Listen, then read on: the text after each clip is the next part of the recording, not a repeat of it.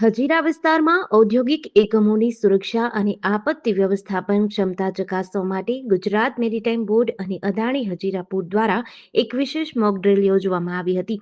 વર્તમાન સમયમાં વધતા જતા ટેકનિકલ જોખમોને ધ્યાનમાં રાખીને ડ્રોન હુમલાની સ્થિતિ કેવી રીતે પ્રતિસાદ આપવો તેનું સફળ પરીક્ષણ કરાયું હતું. બપોરે 12:10 અજાણ્યા ડ્રોન દ્વારા લિક્વિડ જેટી અને ટર્મિનલ પર હુમલો થયો હોવાનું ધારીને આ કવાયત શરૂ કરી હતી. આ દરમિયાન પોર્ટ પરની તમામ કામગીરી જેવી કે કાર્ગો હેન્ડલિંગ અને શિપ મૂવમેન્ટ તાત્કાલિક બંધ કરી દેવાઈ હતી અને કર્મચારીઓને સુરક્ષિત સ્થાને ખસેડવામાં આવ્યા હતા.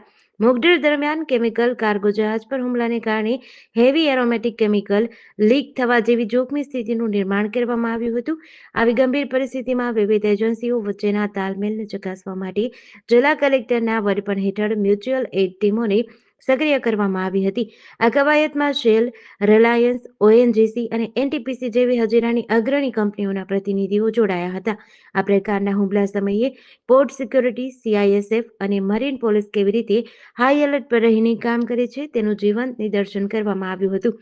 આ પ્રક્રિયા અદાણી હજીરા પોર્ટના સીઓઓ પંકજ ઉકેના માર્ગદર્શન હેઠળ પાર પાડવામાં આવી હતી, જેમાં સુરત પોલીસ કમિશનર કચેરી, પ્રદૂષણ નિયંત્રણ બોર્ડ અને ઔદ્યોગિક સુરક્ષા નિયામક જેવા સરકારી વિભાગોને પણ ભાગ લીધો હતો.